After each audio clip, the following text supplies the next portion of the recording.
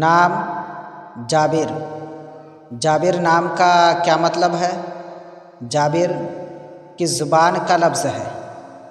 جابر ایک اسلامی بہترین نام ہے۔ جابر نام کا شمار لڑکوں کے ناموں میں ہوتا ہے۔ جابر عربی زبان کا لفظ ہے، صفت ذاتی مذکر واحد۔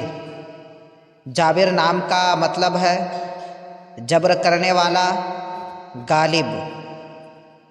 جابر بن عبداللہ ایک مشہور صحابی ہے۔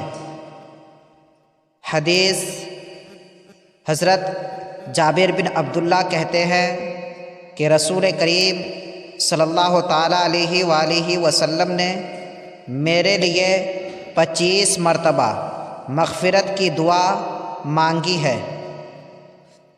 جابر بہت اچھا، بہترین، خوبصورت نام ہے۔